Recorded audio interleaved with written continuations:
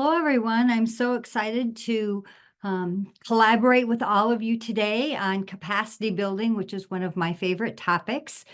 My name is Marlene Cummings, and I will start my slide deck so that we make sure we know what we're doing here. Get everything going. All right. So I'm going to tell you just a little bit about myself. My background is as a speech language pathologist, but I also very early in my career became a classroom teacher in a special ed preschool program. I really didn't like not being with the kids all day and fully understanding their needs and their successes. And so I started teaching, and I did that for 30 years. I built an AT center. I designed an AAC classroom for kids with severe apraxia. Um, did lots of different things, and now have entered a time where I'm a consultant at a large intermediate school district, and we serve 28 school districts. So that's a little bit about me. The one reason I will share this, that because of my classroom experience, I tend to look at things in a capacity building model, a systems model. How can I leverage that classroom environment so I can support many kids at the same time?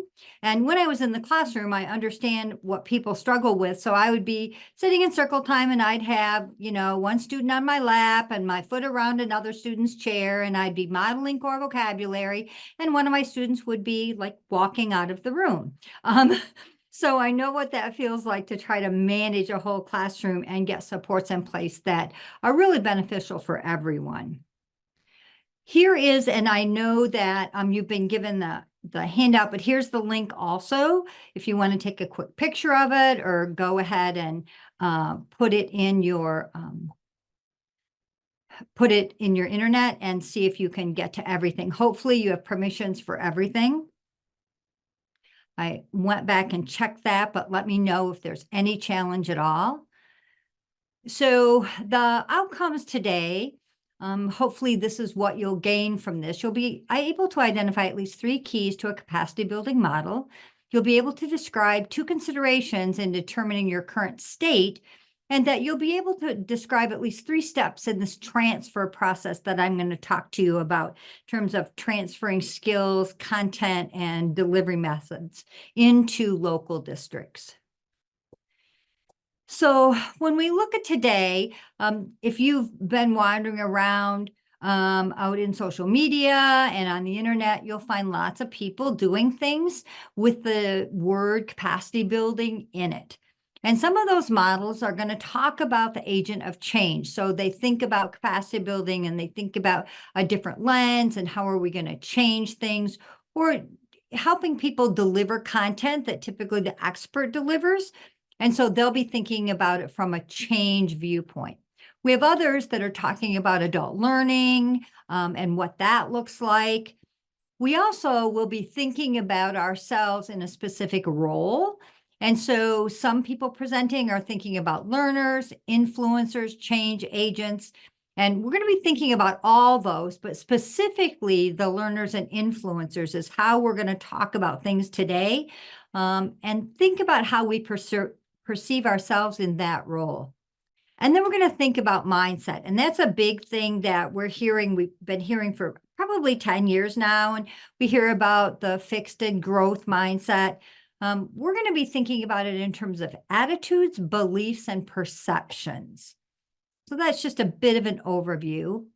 This new mindset we're going to be thinking about is as an influencer, a collaborator, and a capacity builder. And that may be very familiar to many of you, but for others, it may not feel as comfortable, or you may want a little more knowledge around that. So when we think about mindset, we think about attitudes and beliefs, habits that we use to kind of build how we view the world around us. So a mindset is strengthened and forged by thoughts and information which you believe to be true.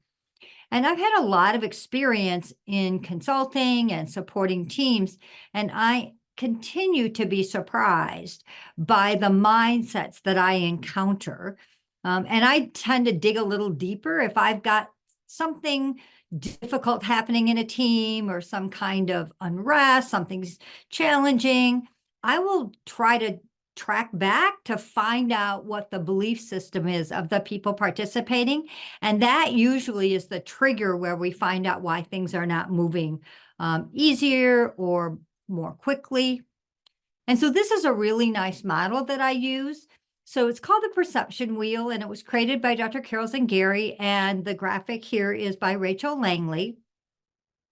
And so if you think about the perception arrow that you see at the top, think about how you perceive things. And we talked earlier about the lens we're looking at things with. So there might be a time I walk into a team or a student, a classroom, and my first perception is not great. I might be troubled, like, oh, okay, this is not going to be fun. Or I might see some strategies being applied or something in the atmosphere that doesn't feel great. And based on that perception, my expectations are going to shift. So my expectations may be negative, or they may be concerning, or I may look at it and go, I'm not going to get a lot out of this team, or boy, I'm really concerned about that student. In turn, those expectations drive the opportunities I give. So if we're working with a team, I might provide less opportunities. I might not plan as much time with that team. I may look at them differently because of that initial perception. And that perception may have been incredibly wrong or flawed. And based on those opportunities are how I'm going to see achievement. So that team, if they're only given 3 opportunities, they may not achieve much at all. Where another team, based on my perception, I may give multiple opportunities to practice a strategy or rethink something, and their achievement would be significantly different. So I would love it if you would think about this perception wheel and the impact it might have. The other thing, and this is from years ago, we were attempting to influence administrators, those in authority, around some projects that we wanted to do.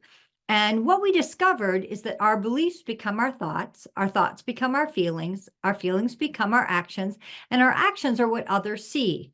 And that might seem pretty simplistic, but I will say that when I think about this model and I apply it to a classroom or a team or a district that I'm working with, it gives me lots of information. If I back up into those beliefs, just like we talked about backing up into the perception that people have. So now I'm going to share with you some of the materials that you have. And so here we have the interactive workbook that you were able to download a copy of. And so you can see it's got some intro slides, and it helps you track where we are in the slide deck. And so we go along, and then we have an opportunity for you to put down your thoughts, the first things that come to mind, maybe an action you want to pursue, who you want to share this with. So above each of these boxes, which you can write in, I ask a question. What was your takeaway regarding mindset, impact of your perceptions and beliefs? And so you'll see as we go along that I will bring your attention to the interactive workbook so that you will be able to track your thinking. You also have been given a Let's Make a Plan worksheet. And in this worksheet, you can see that I have asked questions in each piece. So perceptions and beliefs. So highlights in your thinking, action plan considerations, and priority. And so you're going to have an opportunity to go back over your interactive workbook and collect out of that salient, important pieces that you want to have on this plan that you're going to use after you're done with this webinar. So you're going to hopefully take it to your teams. You're going to gather and go through the interactive workbook, and the things you perceived and all of the highlights that you wrote down so that you and your team can begin to think about how you're going to truly build capacity and what from this workshop was helpful, the questions that might have been asked that will drive your thinking. And then you also have the handout, which was given to you. So we'll go back to the slideshow. So take a minute and go to your workbook page and think about the perceptions and the beliefs. And if you have questions, let me know, and I'll just give you not quite a minute, and then we'll go on to the next topic.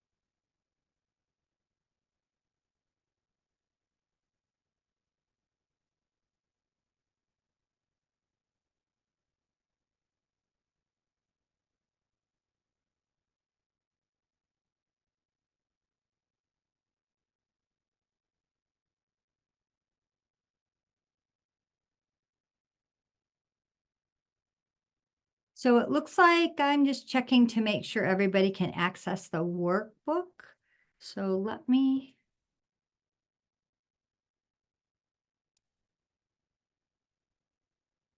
Well, it looks like some people are in there. Let me make sure of the permissions. Anyone with a link and an editor. So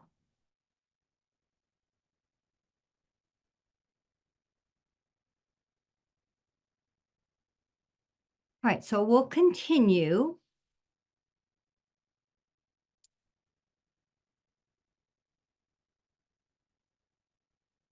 So one of the things that we often find in our field, well, I should say in many fields right now, is this very powerful expert model. And we want to rethink that. And when we want to be that expert and when we want to give up that status or that position.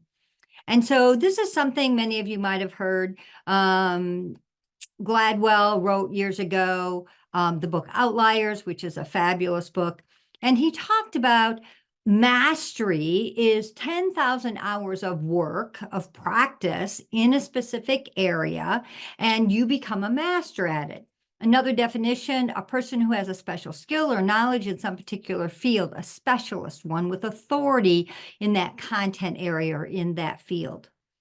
The challenge, especially in our field, is that if we are the expert, we sometimes can become the gatekeeper.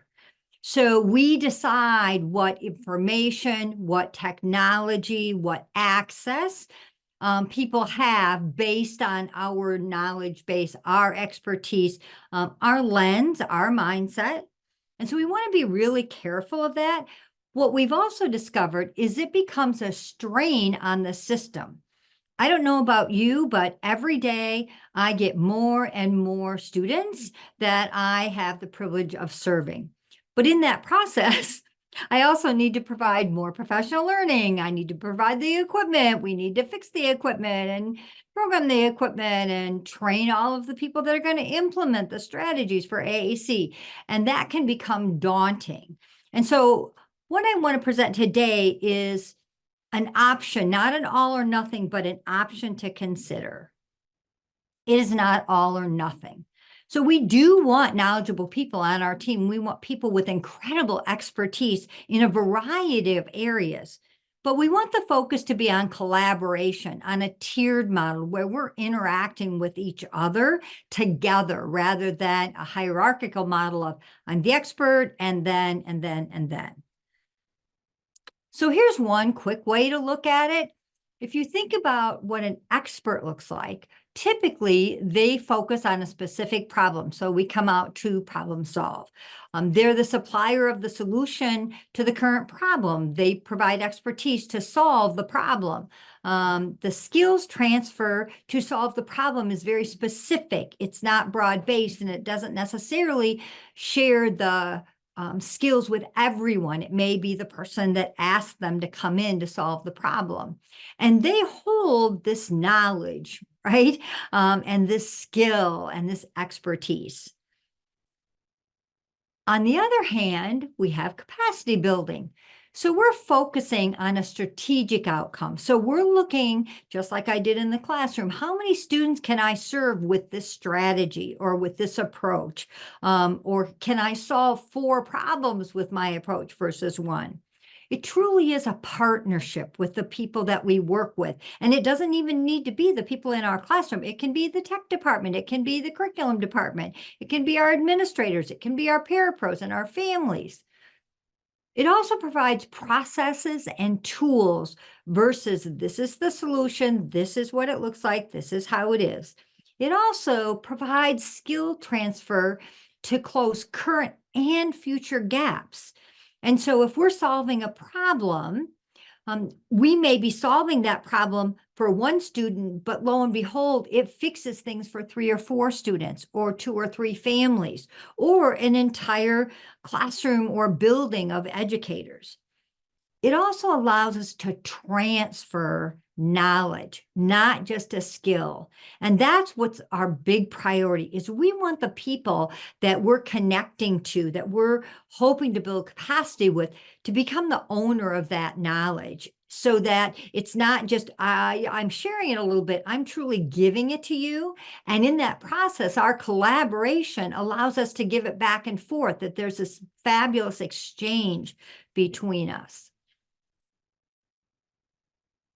And so when we think about partnerships, let's do it together, we want to leverage everyone's skills. So we often laugh about it takes a village. Well, we want to use the whole village. So we want everyone's expertise to come into play. Many times, a literacy coach, a paraeducator, the teacher, or the SLP brings content and information and solutions to the table that I never would have thought of. And all of a sudden, we have this synergy that's building that is not that top down, but it's coming right out of the middle and growing. We're able to embrace the power of group instruction. So we look at a classroom and we say, we don't have to teach a students student by student or skill by skill. We can look at this group of students and provide this powerful group instruction. We just did a presentation from a presentation that was done at ASHA by Dr. Karen Erickson and the Center for Literacy and Disability Studies on all kinds of research of the power of group instruction and those students interacting with each other. And then we're able to determine student-specific needs and classroom-specific needs. But if we're doing it through a capacity-building lens, that solution could impact several different issues that we're being confronted with. Hope this is making sense. We're trying to leverage things. We're trying to work smarter than harder, which is one of the things we often think about. Another way you can think about this capacity building model is strength-based collaboration. And this is one thing that I've spent a lot of time working with teams around, and it has been incredibly powerful.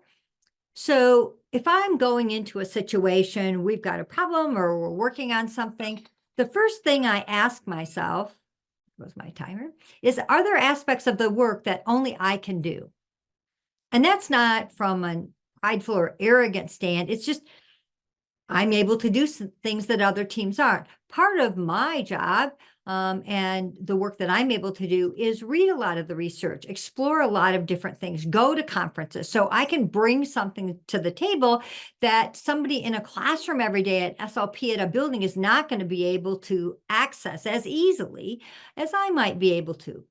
Then we want to ask, what can you share or do together? So if I'm thinking about, and we'll share a model that I've been using about a presentation that I need to give for a district or a team, I want to do it with the team. So I want that SLP or that teacher to be collaborating with me around that. They know their students, they know the families they might be sharing this with, they know the team and how they want to influence that team. So we're going to do it together. And there are times that I can just give it off, that I don't need to do it. I can support someone else to get them going. I had a paraprofessional years ago that was a master. I mean, a master at Boardmaker. She could do anything in Boardmaker. And so over time, I didn't even try. Like we gave it to her. We would sit down in a meeting. We would discover we needed things created and she would do it. And then she would begin creating additional things and be very creative about it. I didn't need to even be involved. So think about what that might be like with some of the things that you're confronted with, some of the things you're attempting to do in your district or with your team. And so these are just examples of what that might look like. So at one point, we had vocabulary instruction that we were doing in a classroom, and the SLP is like, there is no way I can handle this. This is way too much. I'm only there one day a week or whatever. And the teacher's like, yeah, I don't mind doing it. And then we had this incredible social worker that was doing social communication groups. And she goes, I love what you just showed me with vocabulary instruction. I'll come in and I'll do it 2 days a week because I'm in the building. And instantly, we had this collaborative interaction happening, and it took the load off everybody. And it also brought these incredible vocabulary supports into that classroom from 3 different people. So think about where this might fit with who you're working with and the teams that you're interacting with. So now, again, you have workbook pages. And so I want you to take a minute and I want you to think about what we just shared, answer the questions that are provided to you in the workbook, and then we'll get back together. And if you have any questions along the way about the workbook, any ahas, anything like that, let me know. But remember, we're going to go back through the workbook and you're going to pull out those salient pieces that you've put in those workbook pages into that Let's Make a Plan document. So go ahead.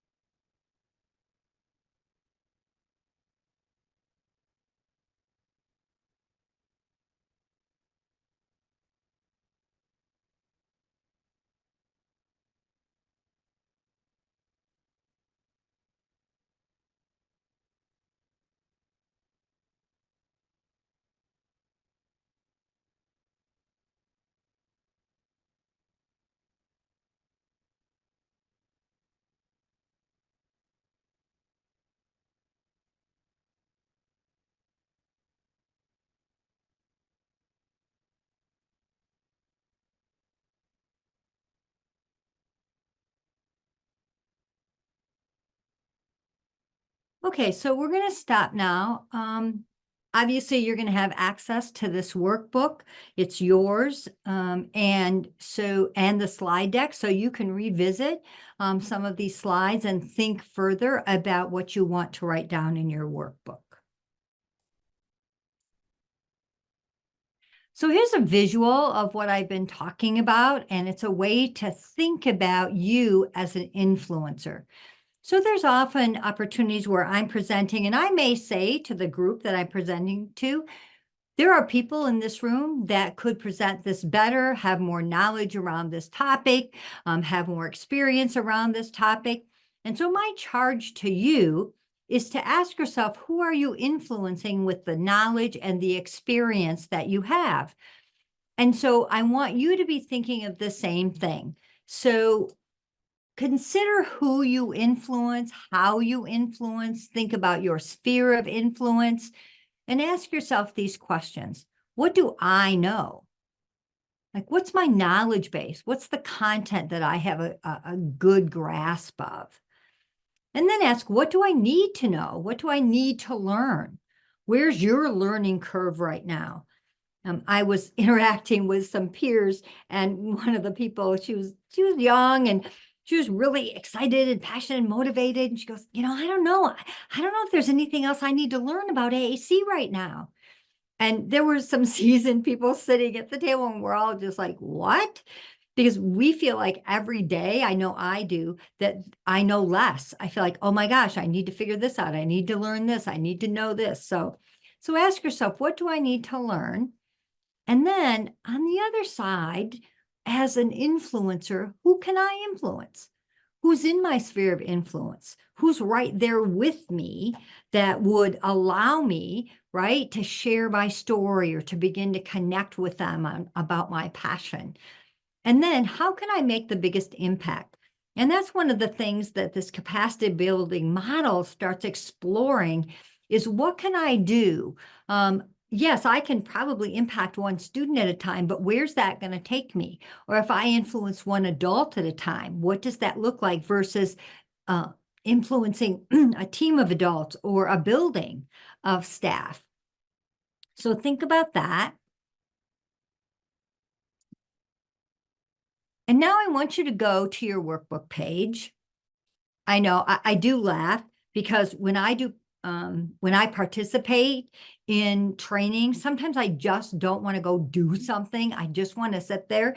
But I really encourage you, the power of this training, the way I've designed it, is for you to be interactive, for you truly to be answering these questions and thinking about your work site, what you're doing, how you want to do this. And so ask yourself, how are you influenced? I had a training that I went to a couple of years ago, and I always asked people, how are you going to influence? What do you look like as an influencer? What are your strengths and weaknesses? But I never asked anybody, how are you influenced? What impacts you? What changes your mind or your belief system? So you're going to answer that question, and then you're going to answer the question, how do you influence others? So go ahead.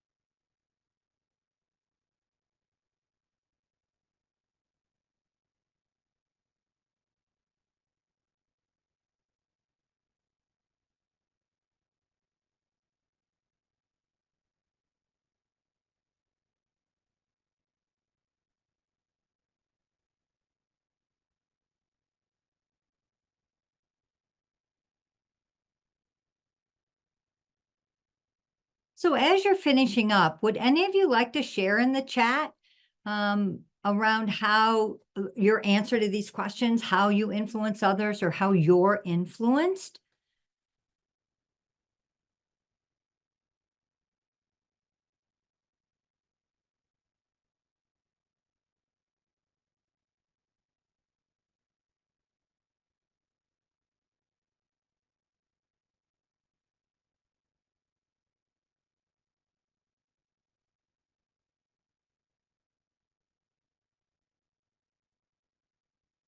Oh, excellent.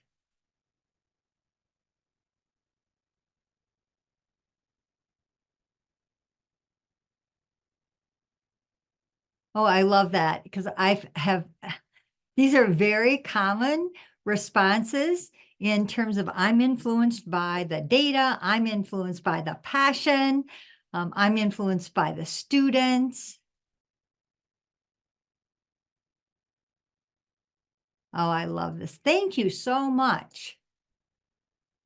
And now tell me a little bit about how you influence. I love it. Yes, meaningful stories,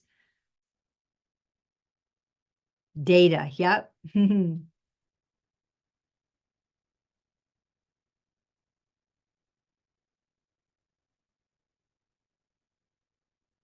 Thank you so much. Influence parents.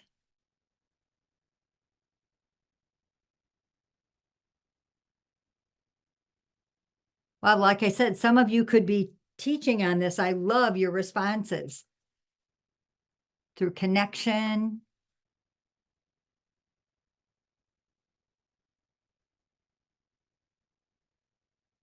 I love the excitement and respect because, boy, we really need to respect our colleagues and come alongside them.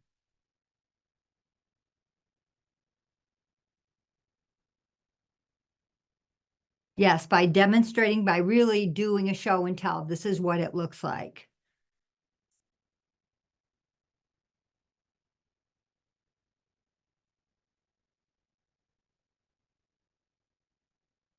Wow, can I come work with all of you? What incredible responses. Thank you so much. So here's just a list of things that we might be able to show up as an influencer versus an expert. We can build capacity. We can share our story, which many of you said the power of hearing a story, of sharing a story. We can change mindsets, not just giving information, but truly shifting how they think. We can expand shared knowledge. We can deepen implementation. We can create a learning environment. We can shift a culture. And I know that sounds like a big goal, but I've seen it happen. I've seen teams that have caught on to this capacity building model. And over time, they've shifted a classroom environment, a building environment, and a district environment. I love that, talking about successes. It is so important to share our story so that others believe it can happen. Like sometimes we're in a situation where somebody might not believe that our most complex kids can become readers and writers. And then we show evidence of that and it stirs things in people. It's like, oh my gosh, maybe I can do this in my classroom. Maybe I can impact my students. So, do you have any questions around this piece? So, we've talked about mindset, about attitudes and beliefs. We've talked about our ability to be influenced and to influence. We've talked about kind of a triage model of, where can I still sit as the one with the expertise versus where do I not need to sit as a one with the expertise because I'm going to raise the teacher up to do that, or I'm going to have that parapro that has that incredible skill with using the software or supporting a student. So what kinds of questions do you have? And then we're going to move on. So anyone? I know we have two pieces to look at, a Q&A and the chat.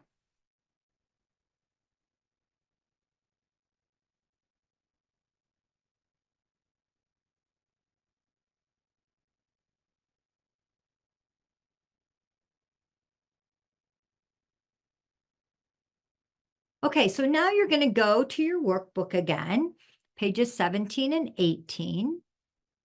And you're going to take a look. Let's see where we are there.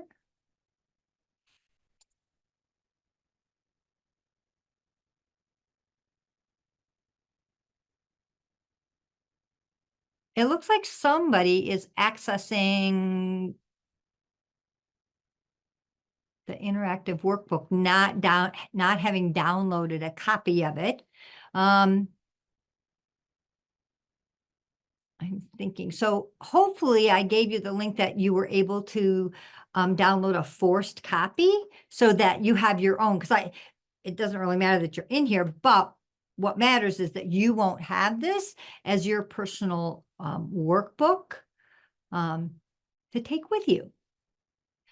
So 17 and 18, how do we influence others? And then we've got, all right.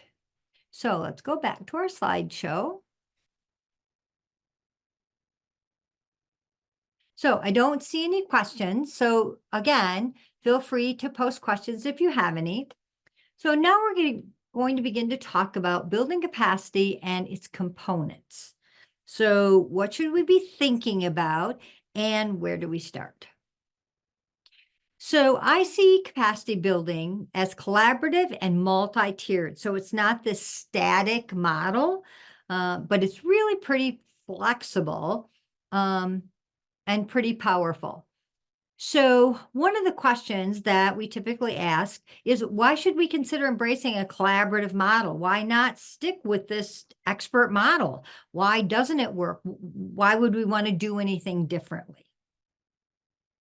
And so workbook page 21 allows you to answer that question. Why are you here? What do you want from this session, this content, and why?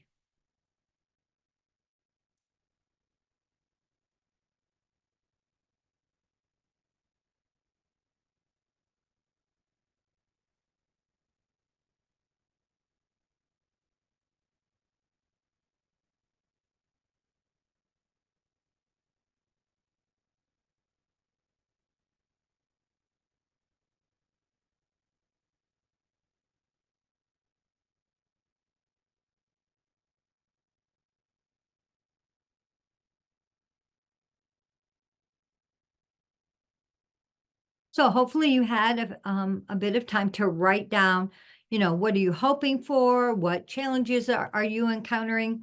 So these are a few that I've experienced over the years. Some people think about capacity building because their outcomes are unclear. They lack direction. So they're trying to sort things out. What are the drivers that we're using to move towards some type of change? Progress to outcomes is stalled or blurry. We have teams that have had very powerful outcomes, and all of a sudden they kind of get lost. We'll be talking about the need for a 3 to 5 year plan, and sometimes that just kind of slides away. We saw many, many teams and districts and buildings lose that during COVID because it was so chaotic. There was so much change, and then it changed again, and then it changed again. And it was hard to kind of get back on track of what we were trying to accomplish. Continual staff change. I don't know about you, but we're in an upheaval. We have lost so many staff. We have new staff, which are very passionate and excited, but not experienced. So they're coming in with the energy we need, but they just have to have time to grow and learn. The community we serve has changed. We often find that in special education or in the communities we're in, they're shifting and moving, and we have to move with them. We've also experienced unfulfilled partnerships. So we might be partnering with somebody and then that falls apart. It might be a community partner. It might be another building. It might be another district that we're connecting to. Or we have some people that they have no partners, right? They're kind of the Lone Ranger. They're doing this alone. And we want to think about how we can do it with others, that collaboration piece. So where are you trying to build capacity? That's another piece that we want to consider. Are we doing it in trying to deliver content to support students using AAC and the teams that serve them? Are we attempting to do literacy, where we're trying to build a literacy approach across a district or across a county, or assistive technology? So it could be a lot of different things, but we still would look at capacity building in a similar way.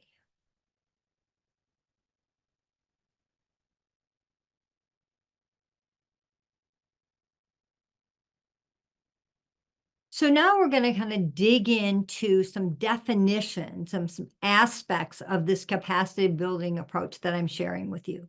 So capacity building is a process, and it's designed to develop and strengthen, ready? Skills, instincts, abilities, processes, and resources that organizations need to survive, adapt, and thrive in this fast-changing world. And so if you think about that, that's a mouthful, right? Those are lots of pieces in there. But again, if we think about the challenges we're having, the need to survive and adapt and thrive is pretty significant. And the need to develop and strengthen all of these aspects of a person, a team, are vital. And so think about that. It's a process. Now, I want you to go to your workbook, page 22 through 25. and begin to answer those questions. So we have,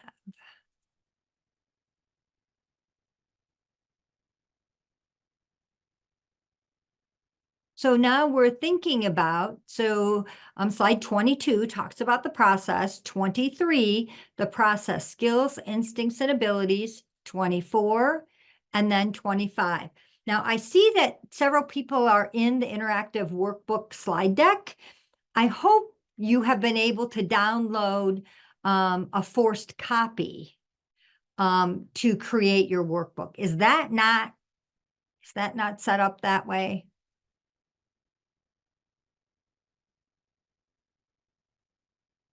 I can look at the links here. So go ahead and fill out those through those 3 pages. In the slide deck, or in the interactive workbook, it's 23, 24, and 25.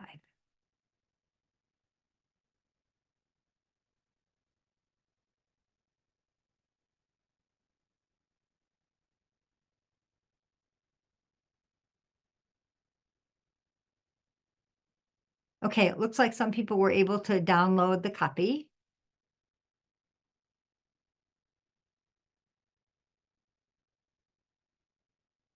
And I think, and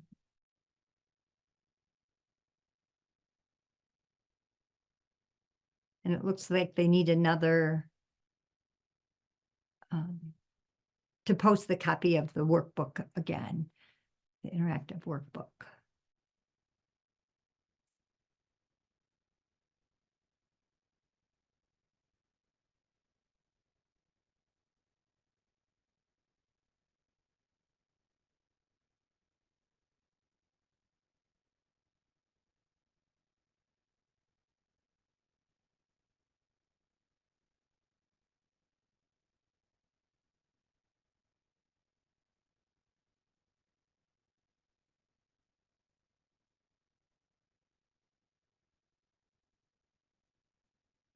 So I'm happy. It looks like people are able to get the workbook. And again, the power of the workbook, obviously, it would be wonderful if you were able to fill it out now, but you also have the slides. And I believe you'll receive the recording. So you can go back and think about those questions and answer those on your free time, which I don't know about you, but I don't have a lot of free time, but I believe the topic is so important, and it can truly change the work that you're doing, that you would hopefully be able to go back and spend time doing that. So now we're going to talk about the keys to a capacity building approach. So one of the first things that you need to do is develop a common or shared knowledge. And it was very interesting. So I was able to have access to some of this content. A lot of it comes from a book called Coherence, The Right Drivers in Action for Schools, Districts, and Systems. We did a book study on it, and I fell in love with it. And what we were encountering, so I think it was 2010 when I joined the work group that I'm with now. And so we started wandering around looking at the students that we were serving and trying to get a sense of, how we wanted to think about AAC. We were going to be developing some professional learning, lots of options available to us. And we realized that there was not a common or shared knowledge. So somebody's definition of an AAC system was completely different than somebody else's definition. Thinking about AAC, some people saw it just as the device. They didn't even know there were implementation strategies. It was just kind of a mess. And we're like, oh goodness, we should start there. And so we began to build a foundational series to get everybody on the same page so that we were all moving forward together rather than in this splintered, confusing chaos. I don't know how many of you feel that, but it was a challenge for us, but we are in such a different place because of this capacity building approach. The other thing you want to do is focus on some goals, but you don't want a lot of them because that can be really distracting. If you have one and then now, I better look at that goal, and I better go check this goal. um, that can really diminish your ability to move forward. It gets in the way of momentum, to be honest. So you want to focus on just a few goals. And then you want to think about what it's going to look like to sustain an intense effort over multiple years. I don't know about you, but I haven't experienced it recently. But in the past, in my districts and in different interactions and teams I was a part of, it's like a New Year's resolution, right? We'd have a goal and we'd start it and we'd go along, and then come November or December or even February, we kind of reattached the goal. We got involved again. We started getting momentum, and then we'd get a new administrator, or there would be a new initiative in the district or in the county, or something would shift. And here we go. Okay, but we were over here working, and now we've got to move over here. And so you want to think about a way that you can sustain the goals and this lens over multiple years. So those are the first components that I want you to think about in terms of capacity building. Do you have any questions? Is anything coming to mind that you would like to share at this point? And you're going to have a workbook page to complete in just a minute. But if you have any questions, please let me know.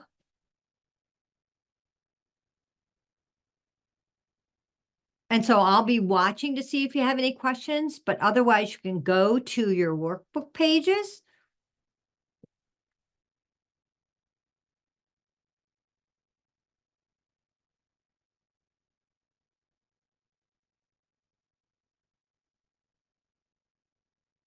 So we're looking at keys. We're looking at the 3 keys, and then we're going to talk about learners. So right now you're just looking at the keys. That 3-year long-term plan, goals, and that common or shared knowledge. It looks like somebody's typing again in the main slide for the interactive workbook. So your goal is to download your own copy and then work out of that one. That way you'll have it long term.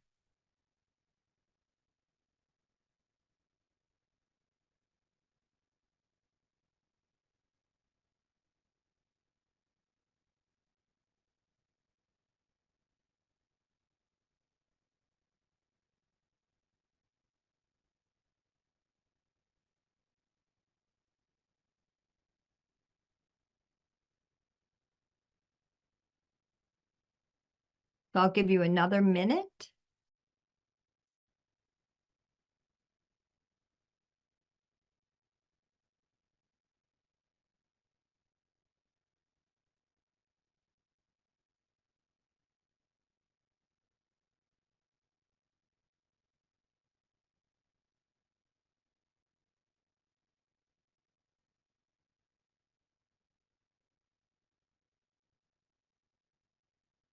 So now we're going to talk about the learners. And one piece that we're going to focus on quite a bit is the professional learning considerations. So when we're trying to provide professional learning and develop a set of content, knowledge that we want people to do, or strategies, and then what does it look like for them to pick that up and do that versus us continuing to repeat that again and again, and not having them truly embrace it. So considerations: what is your current organization practices around professional learning? Are there guidelines? Is there a certain approach that you use? Do you typically use a yearly needs assessment survey? Or is it every couple years? And what good information do you get from that survey? Do you review the professional development research? So that's one thing that some colleagues and I started doing in looking at what is the research telling us, and what is it telling us in general ed and in special ed.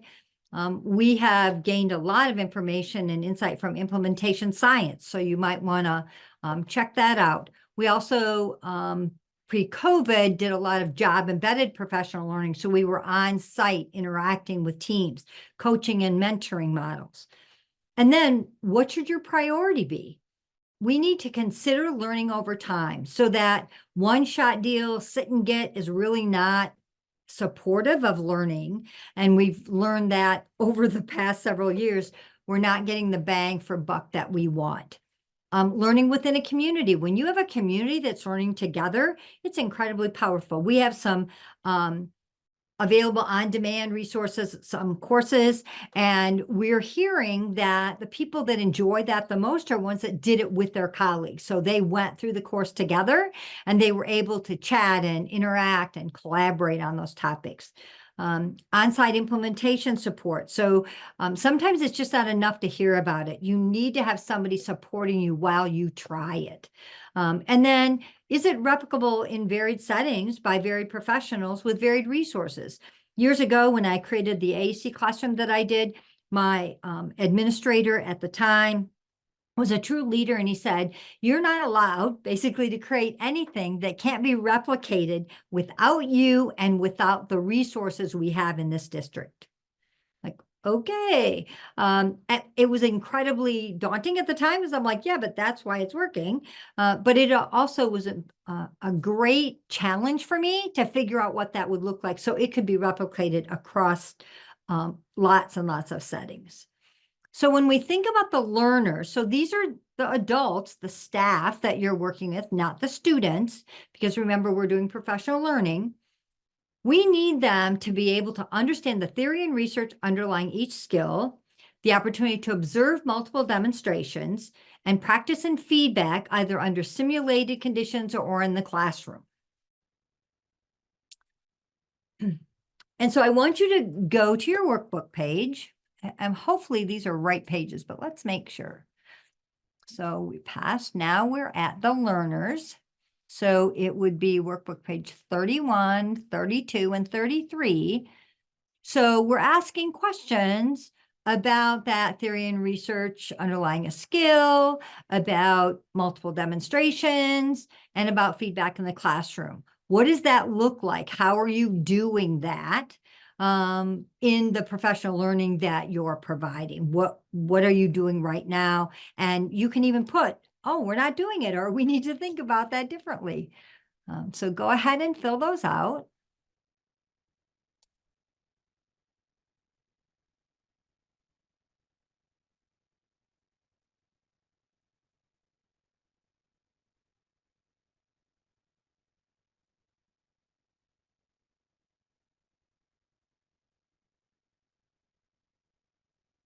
And again, you may find yourself just putting one word. So it's like, okay, this is going to help me remember what I was thinking at this time. Or you might be putting a question mark, or you might be putting something like, I need to revisit this question or this slide. So this is truly a learning tool for you to go away and have powerful conversations with the people that you're working with, your administrators, your team, whoever it is that you're going to be collaborating on when you think about capacity building. So these are the considerations that we embraced when we started shifting our model. So we wanted to shift from an expert consultant model to a collaborative model of tiered support. We wanted to shift from student by student support to a progression of universal to student specific skills and strategies. We wanted to fill in that serious AAC shared knowledge gap, especially for SLPs and the teams that they were supporting, that as a whole were supporting kids with complex needs. We wanted to connect the dots between AAC and language for our SLPs that had no background in AAC. They hadn't had a class in it. They were going to need to learn on their own. And then we wanted to provide a set of universal core supports and strategies so that we could support receptive and expressive communication with visibly represented language in the classroom all day. So separate from a personal communication system, we wanted to create an environment where this could happen.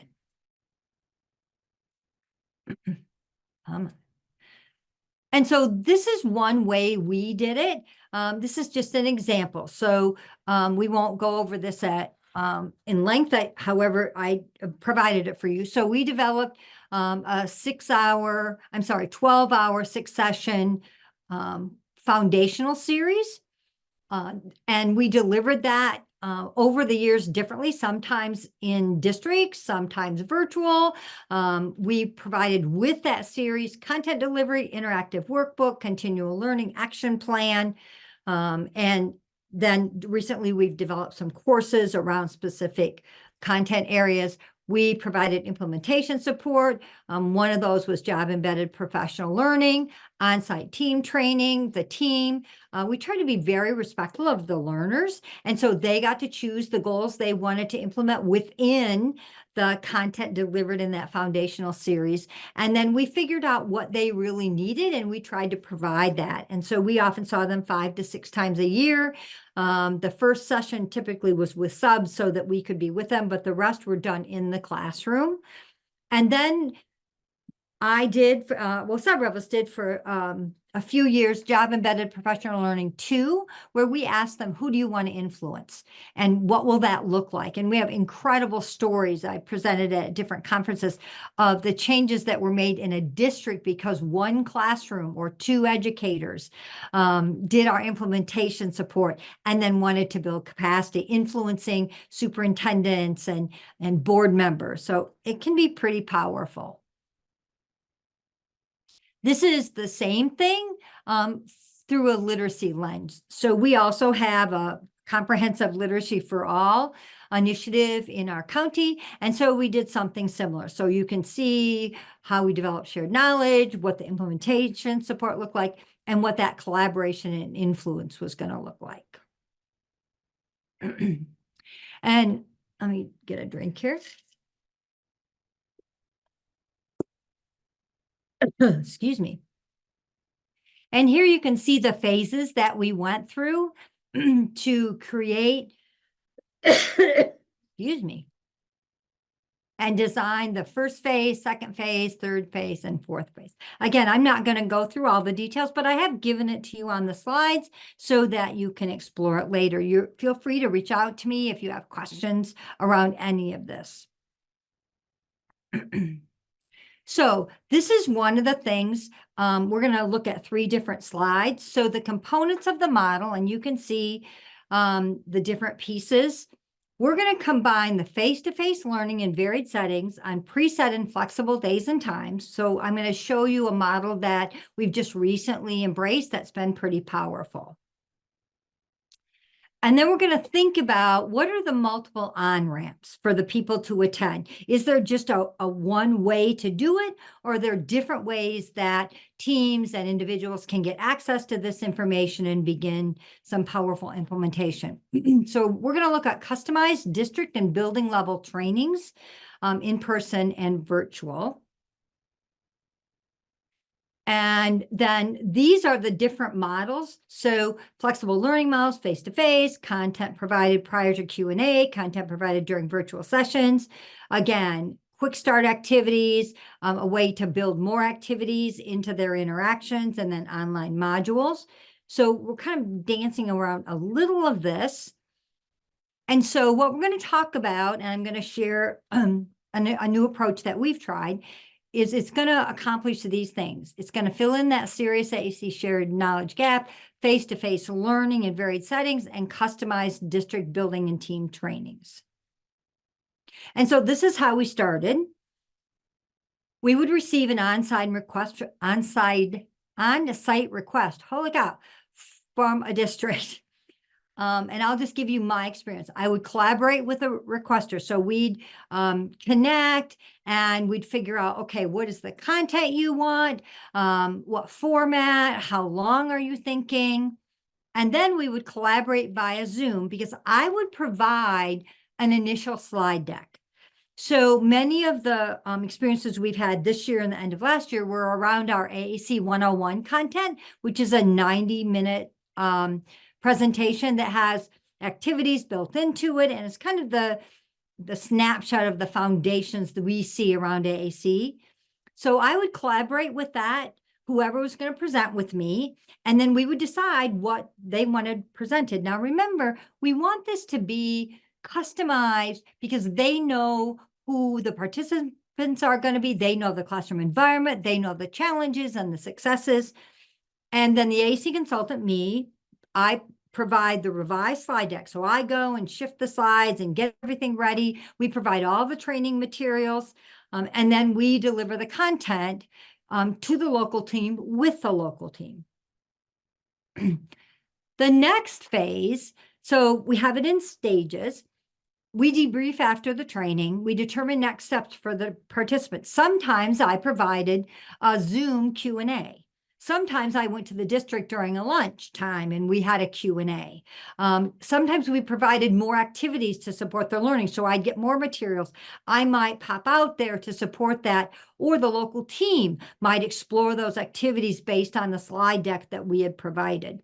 And sometimes we would do a follow-up training with more activities or the next level. So questions might have been generated in that training that caused us to think about, wow, they need this content too.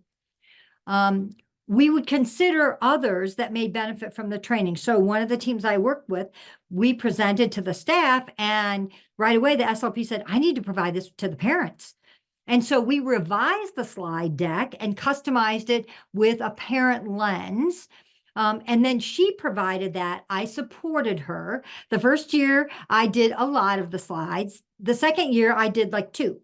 And so I saw this powerful shift from me being the expert to these building staff, these SLPs and teachers just taking it over, kind of like ripping it out of my hands, which was like, wait a minute, but incredibly powerful in terms of this capacity building model. Then we would determine if this training should be provided yearly, again, what that should look like. Then we determined who would provide the training next time, and then consider who should be invited. And the reason I post these is I had a team. So this one district, which is a very large district, one person decided, in fact, I might have, let's see if what's next. Yes. So here, I couldn't remember where I put this in the slides. I apologize. So here's just a document talking about a little bit about the training. So we had a staff training at the high school. So the SLP is the one that chose to do the training. These are the participants, the target audience. AAC 101 was the slide deck we were looking at. And then I had the building and program level SLP doing it with me. The materials typically were all the same. It was the AAC 101 handouts, and then the teaching tools that supported it. So, if we were doing vocabulary instruction, we would have a book and props to go with it. If we were doing the 5-minute fillers, we would have 5 bags of the 5-minute fillers. So different things. We were doing the communication bill of rights. We would give them a copy of the communication bill of rights laminated to post in their classroom. So those kinds of things. And then, so we had the staff training for high school in the same district, in the middle school, and the same district in the elementary school. What was so incredible is each time I would do one of these, they would invite other staff within their district, which is why it kept building. So the elementary school was the first place. It was an ASD classroom and several classrooms in one building. The SLP started it. She invited the high school SLP because they were friends. The next thing I know, she wants to do a training. They then connected with the middle school SLP, and she wanted to do a training. Now I have teachers interacting with each other, wanting trainings. So you can see it started building, but it didn't build because of me. It was all because they started, and then they started influencing each other. Now, next year, we have 3 of the elementaries that want to do the training all together with all of their parents. So they want to invite the parents from several different programs. We have the high school saying they want to invite the post-secondary staff. So in Michigan, we go all the way to 26. So we have a lot of things we can do at the post-secondary level. And so she wants to include all of those together. She then provided training for the parents, and now she wants to connect the parents with the post-secondary parents. So do you get what I'm saying? It just kept growing and growing and growing, and had nothing to do with me. So was I building capacity? Absolutely. Was I transferring kind of the PL plans to them? Yes. And they were driving it. Now, what I want to say is I was always available to them. And so next year, and we've done this 3 years now, each year we connect to build the AAC content again. And so each time they might say, oh, I want more on this. I want more on this. We have some of those high school kids and post-secondary that are doing part-time AAC. So we wanted to add slides to support that model and how to support those parents and those kids. So things just kept shifting, but it was because they were influencing how I was designing the slides. And they were also influencing how they wanted to deliver it. They would say, oh, we want 5 interactions or 5 activities around this, or 5 different scenarios, but we only want 2 here. Oh, for the pairs, right? So again, it kind of got ripped out in a fun way out of my hands, and it moved to, I supported them, but they were driving the whole system. And we did it in 2, I did it in 2 other districts, and the same thing happened. In this one district, I did it at the district level. I started at just in a classroom, and she invited a few people. The administrator was there and said, okay, we're just shifting everything. I want this to move into, a whole district level training. And I'm like, okay, that's kind of scary, but wonderful. And then the next thing that happened in another building, we did some post-secondary training. The SLP began exploring things, and now we've moved that into a completely different model where they're doing most of everything. And again, I'm just supporting them. We're building out their literacy curriculum now, those kinds of things. In one of the trainings that is here at the bottom, I did all of the presentation. They helped build the slide decks, but they sat in the audience and they provided all these powerful questions they were asking during the interaction. Oh, I'm sorry, that's the fourth one down, which they knew needed to be repeated or said or built on the next time they provided the training.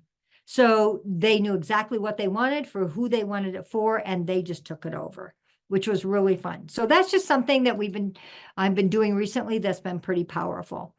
One of the things that we're finding, the impact on teachers when we do this model, is instructional and support staff can develop shared knowledge and skills to implement strategies that support AAC and language. I have found with all of the teams I've worked with all of the teachers, they know so much more than I do about the classroom. They know what should be happening in the classroom. And I get that information to them, and they build out the strategies to support their students. The impact on students, when we provide that professional learning that truly builds capacity, that shifts from the expert model, it increases the opportunities for our students to be supported by AAC or literacy or AT, whatever your focus is. So when we think about what are the outcomes of, this dynamic model, there are many: increased AAC content knowledge, implementation for us of core vocabulary in the classroom so that the staff, it becomes their implementation, their universal core. They get so much more comfortable with AAC, which is kind of funny because they take us into a black hole because they have many more demands of us in terms of personal communication systems and those kinds of things. We saw a higher number of requests for student-specific AAC systems. We saw more of our complex kids being served. And we also saw the impact on our verbal communicators that weren't totally verbal, supported by AAC. They were ones that didn't end up using AAC systems personally, but they were incredibly impacted by what was provided in that classroom environment with those universal supports. Oops, here we go. So now you've got a couple more workbook pages to complete. And it's going to ask you some questions.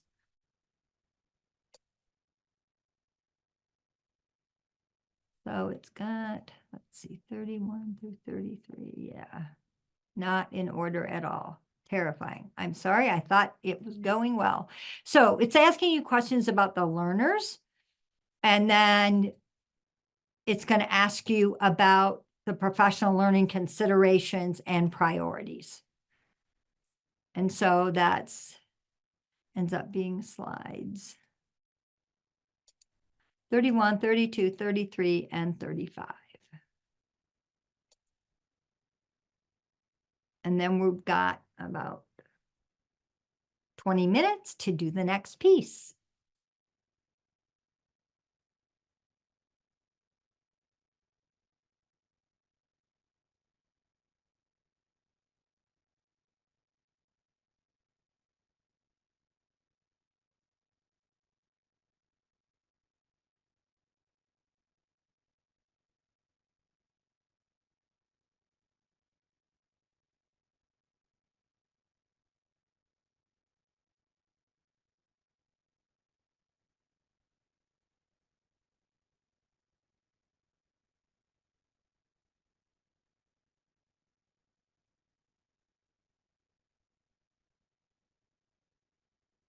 So let me know if you have any questions. Amber, I see your request. So if you want to email me separately, we'll share a little bit of it and I can add it to one of the slide decks. We don't share it all, but because we're still kind of tweaking it, but I can absolutely share some things with you.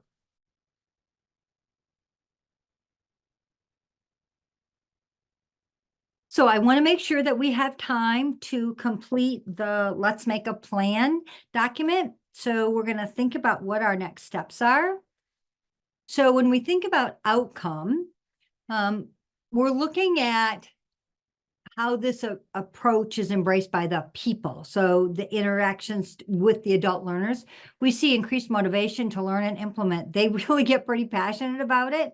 We see that they've deepened their learning and they're continuing to learn. So we saw a huge uptick in the amount of professional learning they wanted to attend as we started providing this. And we've increased the offerings that we have, that as they share their needs, we're able to create other kinds of professional learning offerings. We've got people, we do some content delivery, pre-learning, and Q&A with experts in the field to dig around in some challenging aspects of AAC.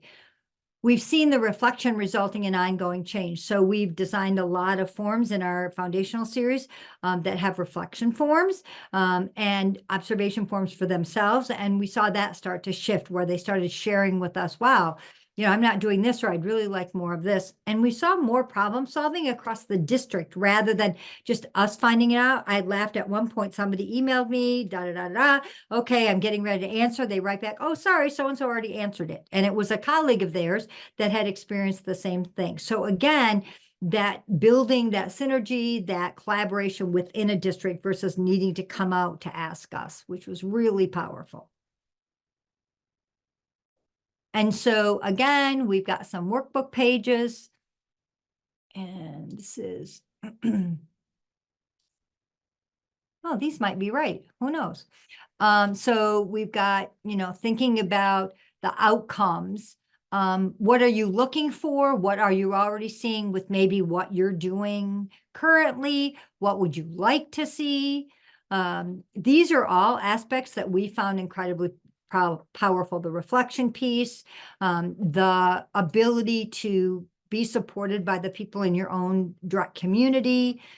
We also, the impact that we saw around deepening the learning, that was a big deal because we saw, and we've done implementation, literacy, and AAC for a while, and we weren't seeing that deep learning. We were seeing the same questions again and again. We weren't seeing aided language input powerfully used. We weren't seeing some of the emergent literacy strategies supported. So this kind of capacity building model really shifted that for us.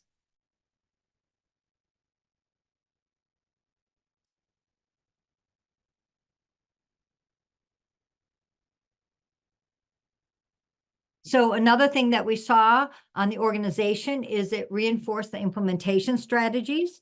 It accelerated the speed of change. It fostered sustainability, and it developed a culture, which is one of the goals that we had that was powerful. That's page 43. I'm just going to move on so you can get to thinking about, so the last piece, and we've got 15 minutes, which is good, is we're thinking about what is our current state? So what's working, what's not working, what would work if we just tweaked it a bit versus, oh, geez, we've got to, redo the whole thing. What are the challenges? So we want you to think about, is it a curricular challenge? Is it a classroom challenge, a specific student challenge? And then you'll be thinking about your barriers. And so Buchholm and Marinda years ago, 2012, presented the participation model. Hopefully many of you have heard of this. It's a very powerful approach. And so in this approach, they talked about barriers could potentially be, and these are opportunity barriers. And so we look at this in terms of the professional learning, that model: staff attitudes, staff knowledge, staff skill, practices, and policies. So they broke it down into these areas. And this talks a little bit more about it. A policy, access to AAC and literacy, is limited by policies or regulations. Someone in authority has created this barrier versus a practice barrier, an attitudinal barrier, a knowledge barrier, and a skill barrier. So obviously in 90 minutes, I'm not able to share all of this. In fact, I laughed when I tried to put this together. I did an all day with several teams in person, and it was incredible. The energy was just off the charts. And then I thought, how am I going to do this virtually in significantly less time? So hopefully you're at least getting some of the content enough to help you think and determine how to move forward where you're working. And so then you have the workbook pages again. And so we've got outcome and then impact. And then again, this is where you're going to be thinking about your current state. I hope some of you are able to do this as a team, or maybe you can sit down with your team and begin to walk through some of these slides and think about it. And so you're thinking about what is your current state? What are the challenges and barriers in your current state? And how might you possibly address these if you're thinking through the lens of a system change, a capacity building model? And we'll go back to the slide show. And so this is what we found. And then I'm just going to let you work, and I will sit here and answer questions the rest of the time, because this is where I want you to go to your Let's Make a Plan. But we saw dramatic influences across individuals, like individual teachers, SLPs, classroom teams, grade level teams, building teams. It was pretty dramatic. I did this for about 6 years in the districts I was serving, and I saw so many changes in the staff that were embracing this model. And so you think about you yourself as an influencer, your team as influencers, and this is what we saw. We saw teams impact their superintendents, their communities. We saw them start connecting across counties. We saw them connecting across states, where teams began sharing all of these initiatives in conferences at the state level. And we saw them at Isaac and different, like broadening even to the international level, based on them embracing this content, owning it, and then growing it. And so here you have everything that you were responding to: the process, the keys, the learners, the outcome, and the impact, all together in one place. And then you're thinking about how you're going to do it. Well, we're going to do it collaboratively, right? Because we're trying to build, and we're recognizing skills in our team members and building those up. We're going to strategically insert the expertise instead of the expert word. So we want somebody's expertise, and we don't want to sit in a role of the expert. We want that to be very fluid depending on what we're doing. We want to make sure that instruction is the focus in all the classrooms for all the students. We want to fill up that shared knowledge gap, and we want to determine and apply specific student supports in the long term. So we want to think about, what does sustainability look like? So if we have universal supports in a classroom, and kids start moving in and out and everybody keeps moving in and out, the result, if we have long-term solutions and long-term plans, is those kids are going to be supported. New teachers are going to be supported as they engage in this learning, as they join the system. Whew. All right, this you already saw. These are ways that we can show up as influencers. Impact, these you can just look at later. Now I want you to go to this document, and I want you to begin to look at, and you may feel you need to do this later, and I fully understand that. It was really easy when we were sitting at tables and we had our laptops and all our paper copies of everything. It's harder when you're trying to move between documents virtually. But the goal is, excuse me, for you to take your interactive workbook and your responses and put them into each of these categories. So they're set up based on the questions and the content that you were responding to. So you're thinking about the highlights of that thinking. And then you're also thinking about, what's an action plan look like? What do I want to act on, right? What goals or outcomes am I going to set? And then where's the priority? Because we know we can't do it all at once, right? And we tried that. I mean, I've tried that. I'm one of those people. I'm really passionate. I'm really excited. Here I go. And then I feel miserably because it's way too much on my plate. There's no way I could have really done that. I try to bite off smaller pieces now. Sometimes it works, sometimes it doesn't. But the goal is for you to prioritize, and you might prioritize based on the year you want to do it. You might prioritize on first, second, and third, whatever makes sense to you.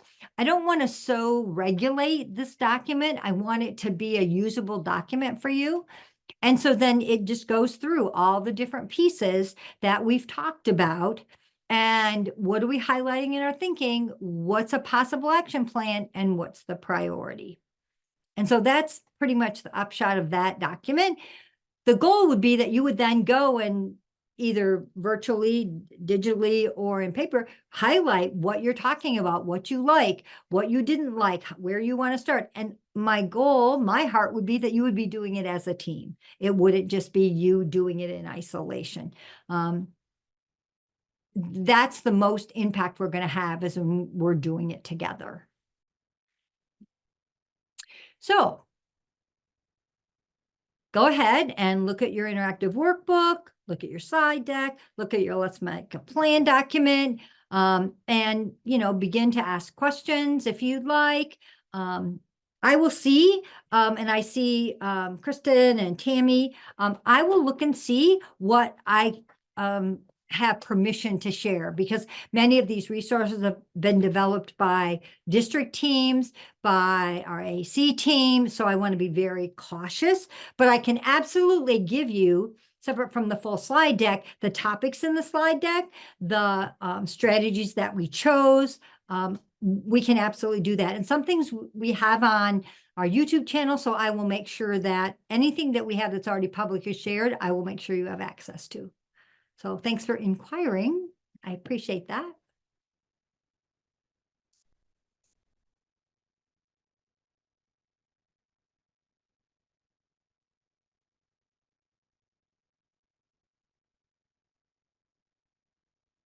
And please be sure, it looks like that they've posted a survey and assessment. So make sure that you access that. It's important for any of us as we're trying to build professional learning to get feedback and those kinds of things. So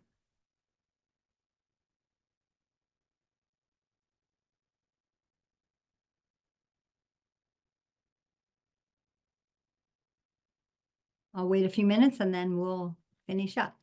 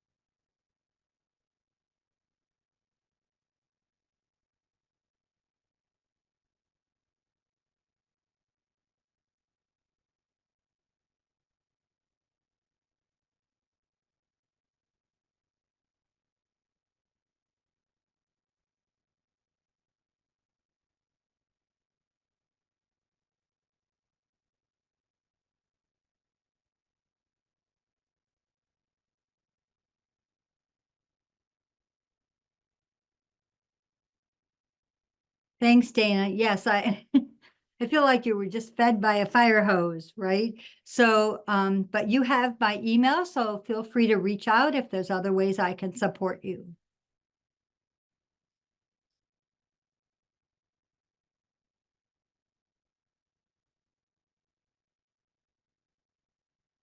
Thanks, Kristen. Yeah, the full day was pretty powerful too, but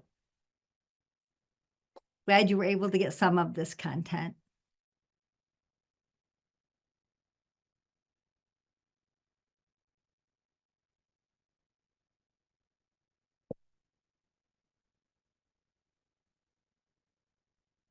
So there's my email, so feel free to reach out. Oh, thanks, Lauren. I'm excited for you to implement too. It is a pretty powerful initiative. It's been incredible.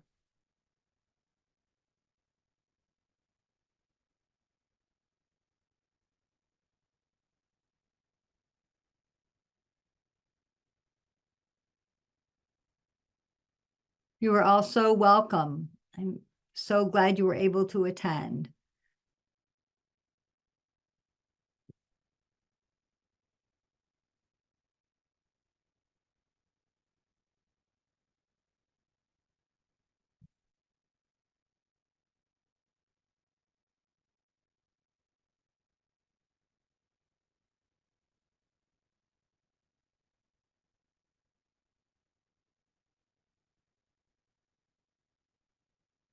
I love that you've been influenced. Yay.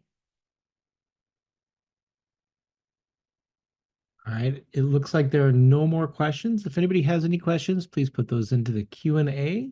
Otherwise, we will be wrapping up in just a minute here.